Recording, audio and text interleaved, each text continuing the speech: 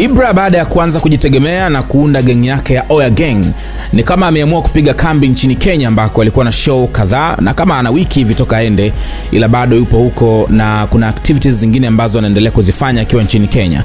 So kuna hii video ambayo ameshare kwenye page yake ya Instagram.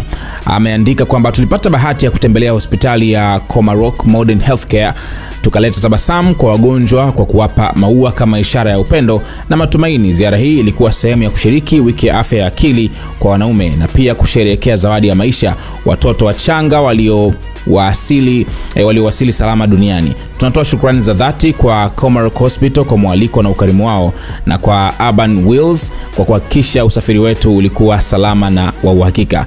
Afya ya akili ni muhimu kwa kila mtu, hasa kwa wanaume. Tuchukulie kwa uzito, tuonyeshe upendo na tuendelee kujali. #afya ya akili, #wiki ya afya ya akili kwa wanaume,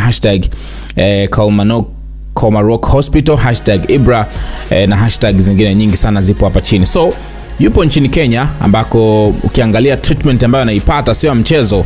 Ana convoy yake, msafara wa magari mengi sana ambao yuko nao kwenye misele yake yote akiwa nchini Kenya. Nafikiri ni namna ambavyo pengine ameamua kuanza, na so far so good. Inaonekana amechagua njia iliyo sahihi kabisa, kwa sababu kuna siku nimemsikia anatambulisha managers wake, na kumbe ana manager pia kutoka nchini Kenya. Kwa hiyo ana manager Tanzania na manager pia nchini Kenya. Unaona namna ambavyo amejipanga kuhakikisha kwamba anaifanya career yake na kuwa katika mikono salama, na wote wamekuwa wakipambana kufanya kazi kuhakikisha kwamba bwana Ibra anapata shows za kutosha na kidogo ana secure the bag, au sio? So maisha ni mazuri kiukweli so far kwa hiki ambacho kinaonekana hapa kwa Ibra. Niambie kwenye sehemu ya comments hapo na mtazamo gani, lakini pia nikukumbushe kusubscribe hapa SnS kwa taarifa nyingine kila wakati.